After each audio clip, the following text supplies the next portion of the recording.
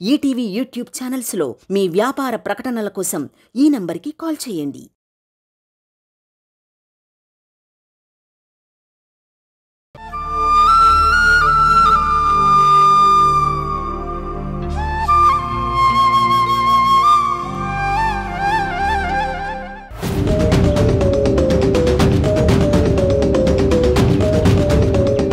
చూడు సౌమ్య, నీ అవసరం నీది, నా అవసరం నాది. పరస్పర సహకారం ఇద్దరికీ ప్రయోజనం. నీకు మా తమ్ముడంటే ఇష్టమని నేను గ్రహించా. నా తమ్ముడు నిన్ను ప్రేమించడు అన్నది నీకు తెలియదు. వాడు వాడి కొడుకుని తప్ప ప్రపంచంలో ఎవ్వర్నీ ప్రేమించడు. వాడు వాడి కొడుకు కోసం తప్ప మరొకళ్ళని జీవితంలోకి ఆహ్వానించడు. ఒకవేళ వాడెవర్నైనా పెళ్లి చేసుకుంటే నాకు రిస్క్. వదిలేసిన పెళ్ళాన్ని చేరదీసినా నాకే రిస్క్. నీకు వాడు దక్కకపోతే నిరాశ, నిస్పృహ, జీవితం నిస్సారం. నేను రిస్కుల నుంచి గాని, నువ్వు నిరాశల నుంచి గాని బయటపడి ఎవరి లాభం, ఎవరి సంతోషం వాళ్ళకి దక్కాలంటే మనం ఒక అండర్స్టాండింగ్కి రావాలి. మనం కాంప్రమైజ్ కావాలి, ఏకం కావాలి. ఏమంటావ్?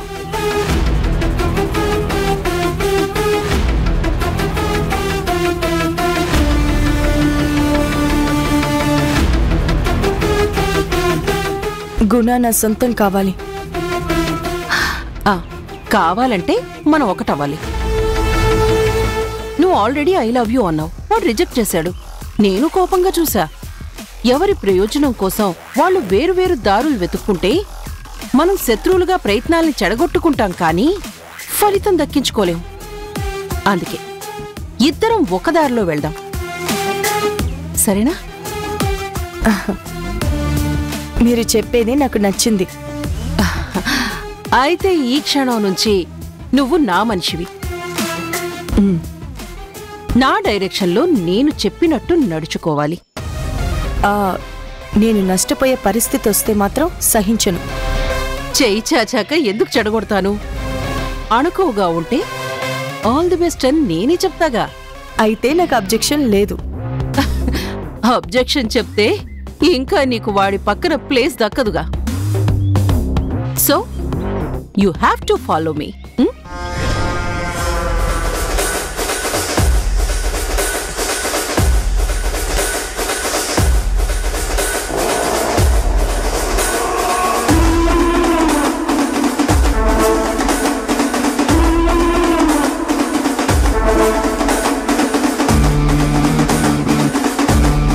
ఈ మేనకను ఆ విశ్వామిత్రుడికి దగ్గర చెయ్యాలి.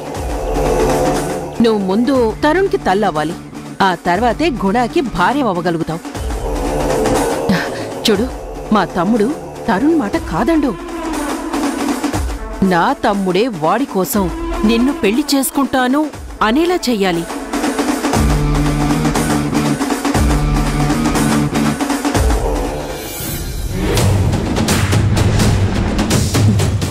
సౌమ్య, ఇంతవరకు చాలా ప్లాన్డ్గా పగడ్బందీగా డీల్ చేసిన దానివి సరిగ్గా గోల్ అవ్వాల్సిన టైంలో ఎందుకు మిస్ అయ్యావు? పెళ్లికి డేట్ ఎందుకు వాడితో ఫిక్స్ చేయించలేకపోయావు? అట్లీస్ట్ ఎంగేజ్మెంట్కి ఎందుకు తొందరపెట్టలేదు? ఉంగరాలు మారితే వాడు నీ వెనకాల గెంగరంలా తిరిగేవాడు కదా. నువ్వు వాడి మీద ప్రేమని మాత్రమే పెంచుకున్నావు, కానీ నిఘా పెట్టలేదు. నిశితంగా వాణ్ణి గమనించలేకపోయావు. అందుకే వాడి విషయంలో నా జాగ్రత్తలో నేనెప్పుడూ ఉంటాను. నిన్నే నమ్ముంటే నిండా మునగాల్సొచ్చేది. అందుకే నా డేగ కన్ను వాడి మీదుంచా. నా కొడుకుని నిన్నే కాకుండా మరొక స్లీపింగ్ సెల్ని పెట్టుకున్నా. వాణ్ణి అనుక్షణం ఫాలో అవుతూ ఫ్యాక్ట్స్ తెలుసుకున్నాను. నీ వల్ల టార్గెట్ రీచ్ అవ్వలేనని తెలుసుకున్నా. అందుకే డైరెక్ట్గా నేనే ఎంటర్ అయ్యా. ఇప్పుడు ఆట మొదలవుతుంది చూడు. మీ ఇద్దరి పెళ్లి ఎంత అర్జెంటుగా జరిగితే ప్రాబ్లమ్స్ అంత త్వరగా సెటిల్ అవుతాయి.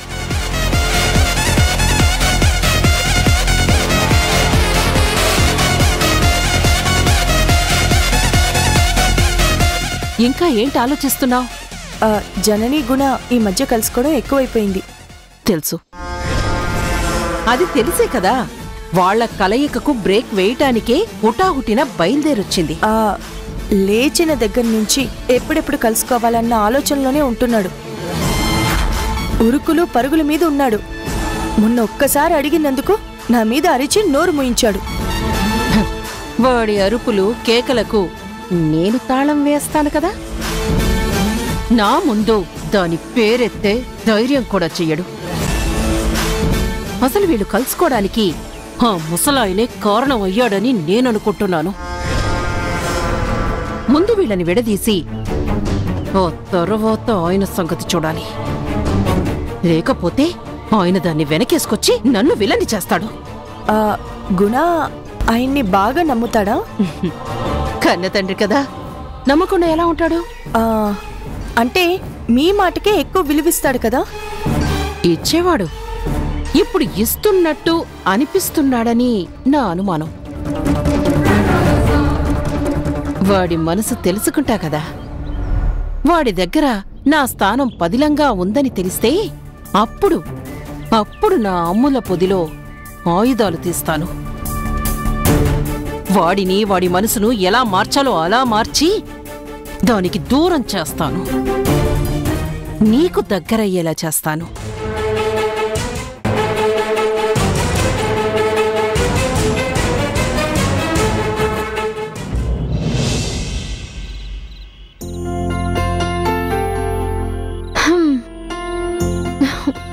అక్క, ఈ రాత్రికి నేను ఇక్కడే ఉండిపోతాను.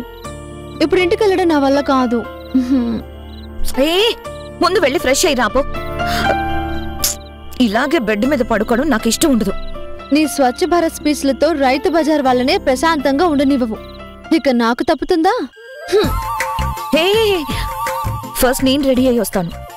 లేదక్కా, నేనే అవుతా. సలహా ఇచ్చిన దాన్ని నేను వెళ్ళి రెడీ అయ్యి వస్తా.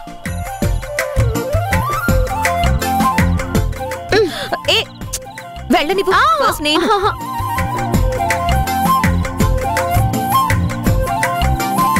అక్క, వయసు దాటిపోయినా బలం సడలేదు, సొగసు తరగలేదు, జోరు తగ్గలేదక్కో. ఉసై చిత్ర, వయసు అయిపోయిందంటే చంపుతా. నా వయసు 40 కూడా దాటలేదు. నమ్మేవాళ్ళుంటే స్వీట్ 16 అంటావు.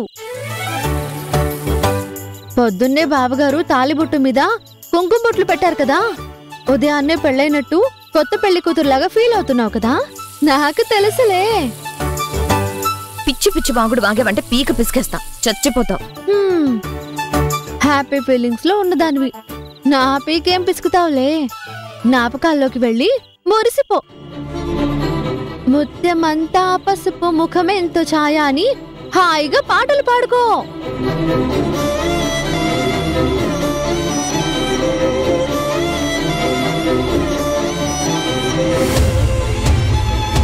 కంపది సక్కకి కోపం రాలేదు కదా. ఆన్సర్ చేయట్లేదేంటి?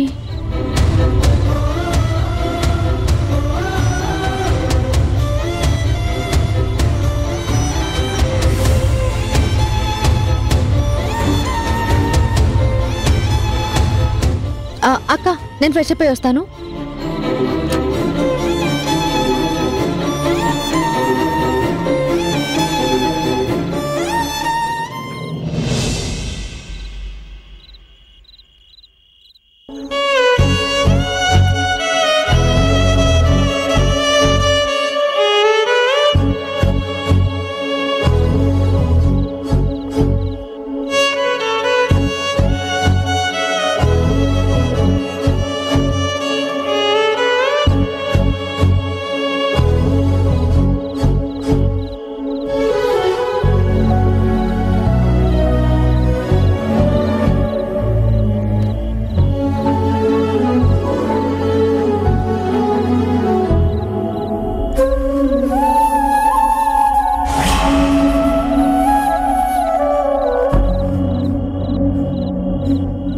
ఏంటక్కా?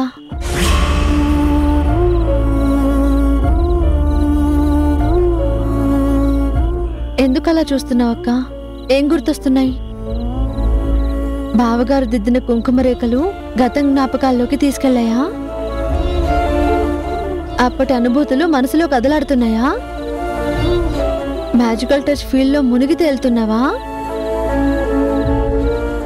మ్యాజికల్ టచ్ ఫీల్ కాదే, ట్రాజడికల్ గా ఫీల్ అవుతున్నా. పీడకలలా భావిస్తూ బాధపడుతున్నా.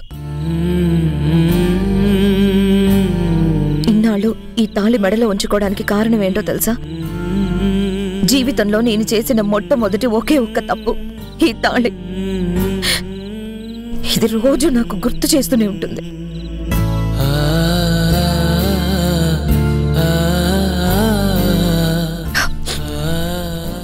గుణ మళ్ళీ కనిపిస్తే సమాజం కోసం తిరిగి నా జీవితంలోకి రానివ్వద్దని, రానిచ్చి మళ్ళీ మళ్ళీ తప్పు చెయ్యొద్దని హెచ్చరికగా నేను నా మెడలో ఈ తాళి ఉంచుకున్నాను.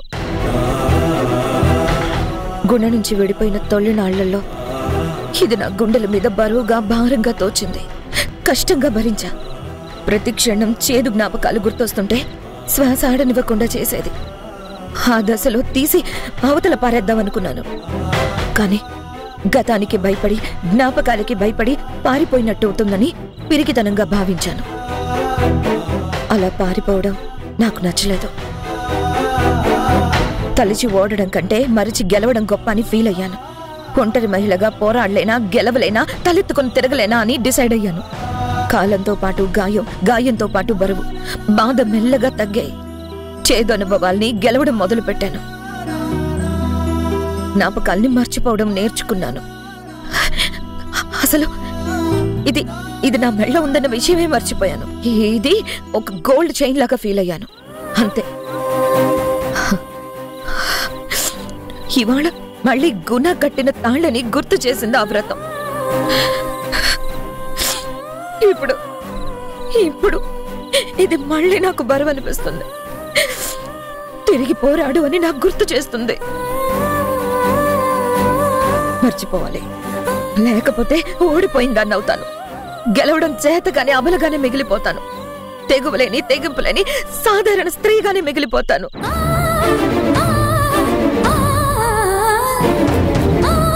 అక్క, నేనొక మాట చెప్తాను, ఏమీ అనుకోకు.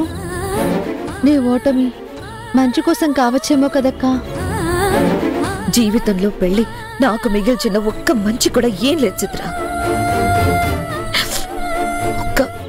నా పిల్లలు నాకు దక్కడం తప్ప. అక్క, రేపు జరగబోయేది ఆ పిల్లల మంచి కోసమేనేమో. ఒక్కసారి ఆలోచించక్క.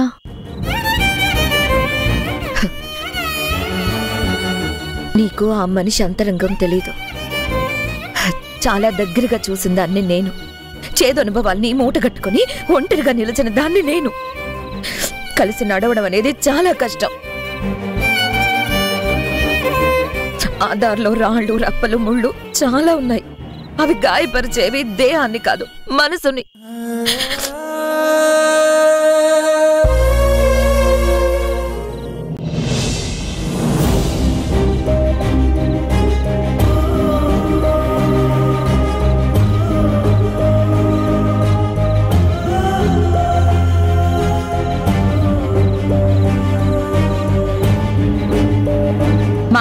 మావయ్య, ఏంటమ్మా? ఇంట్లో ఇన్వర్టర్ ఉంది కదా? ఉందమ్మా, ఏం భయం లేదు.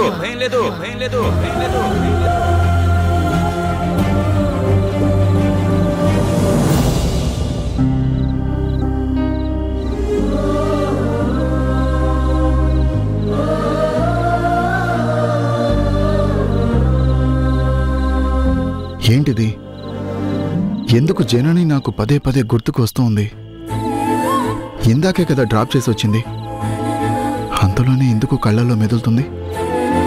మనసులో తనుందా? తన మీదకి నా మనసు లాగుతుందా? తన పట్ల నాకు ప్రేమ ఉందా? నేనేనా? నాలా తను నా గురించి ఆలోచిస్తుందా?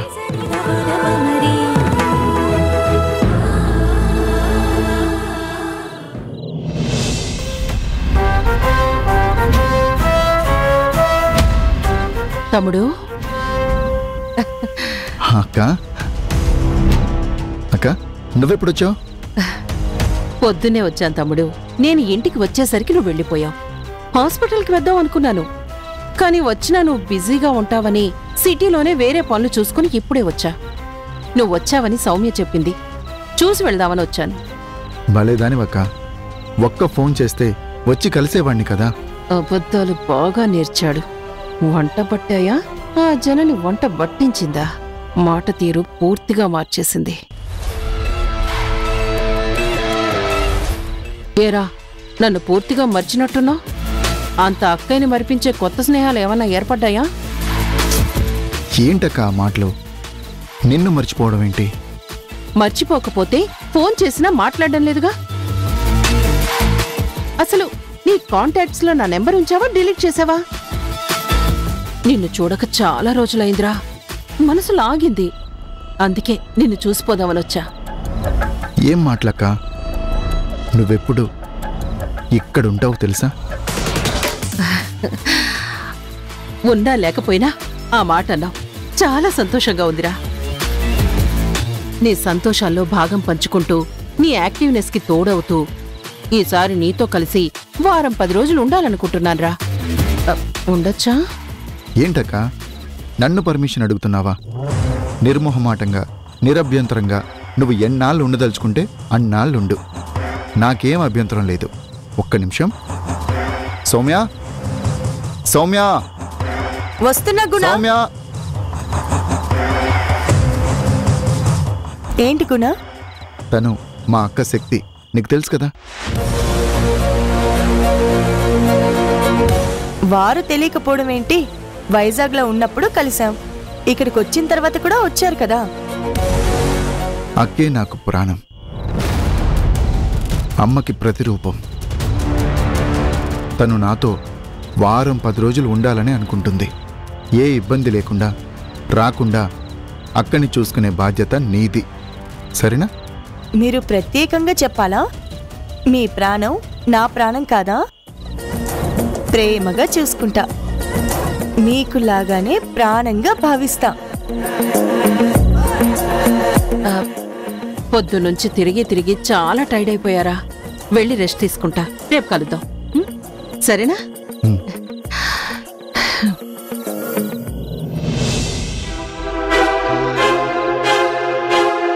మీ అక్కయ్య గారి బాధ్యత నాకు ఇచ్చినందుకు చాలా థ్యాంక్స్ గుణ. ఇలా అప్పగింతలు చేయడాన్ని బట్టి నాకేమనిపిస్తుందో తెలుసా? ఏమనిపిస్తుంది? నీ బాధ్యతలు నీ మనిషిగా నాకు ట్రాన్స్ఫర్ చేస్తున్నావని.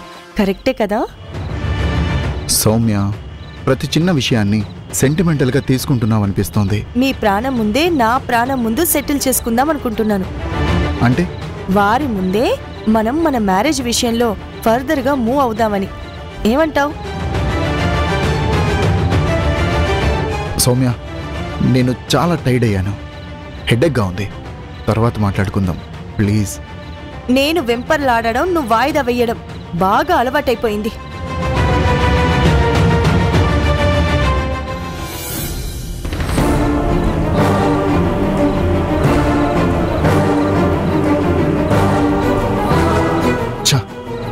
తొందరపడి మాట జారి ఇప్పుడు బాధపడుతూ బాధ పెడుతున్నా అనిపిస్తుంది.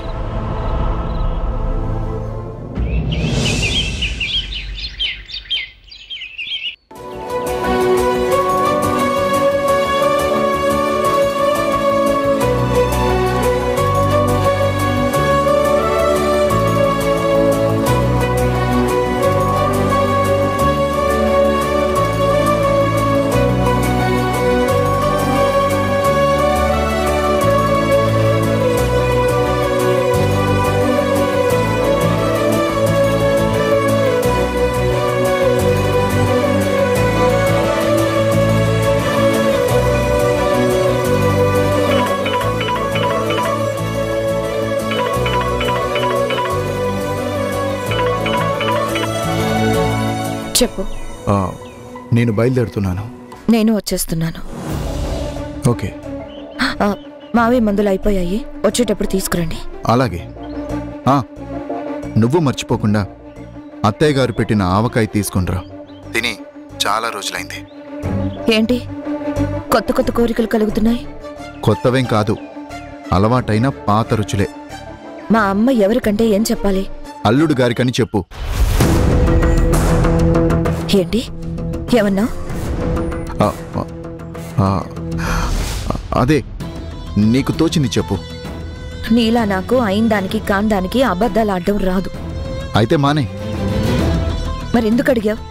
ఏదో అడగాలనిపించింది, అడిగాను. తప్ప? నీకు అత్తగారన్నా అత్తగారికి నువ్వన్నా ప్రేమాభిమానాలు ఎక్కువ కదా. నువ్వే డైరెక్ట్ గా అడగచ్చు కదా. తెస్తే లేకపోతే లేదు.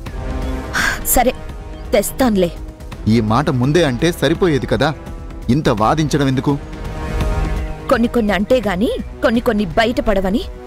చూడు జనని, విసిగించకు ప్లీజ్. నాన్న వ్రతం చేయించింది మన మధ్య వాదనలు పెంచుకోవడానికి కాదు. అంటే సంబంధాలు పెంచుకోవడానికా? నీకు తుంచుకోవడం అంటేనే చాలా ఇష్టం కదా. నేను మావయ్య గారి సంతోషం కోసం చేశాను. నేను నాన్న సంతోషం కోసం, ఆరోగ్యం కోసమే చేశాను. ఏ ఆశ లేదు. నేను కూడా ఏమీ ఆశించడం లేదు. సరే, ఇంతకి వస్తున్నావా లేదా? బయలుదేరుతున్నానని చెప్పాను కదా.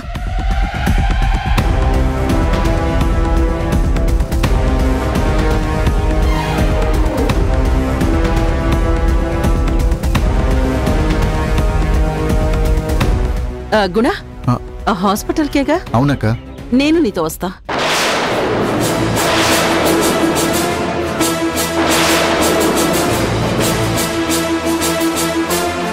హాస్పిటల్కి ఎందుకక్క? హాస్పిటల్ చూసినట్టు ఉంటుంది, నీతో గడిపినట్టు ఉంటుంది. నువ్వు ఫ్రీ అయ్యాక అట్నుంచట్టు షాపింగ్కి వెళ్దాం. అక్క అది రావద్దా? ఇష్టం లేదా నీకు?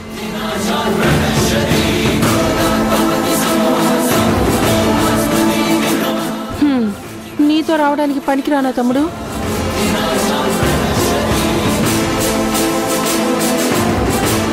ఏం మాట్లాడవేంట్రా?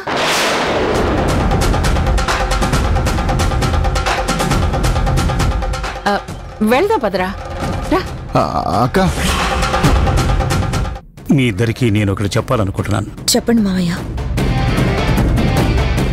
చెప్పండి నాన్న. జనని మెడలో నువ్వు కట్టిన తాళి ఇప్పుడు నేనే చెప్తున్నాను, తీసేరా.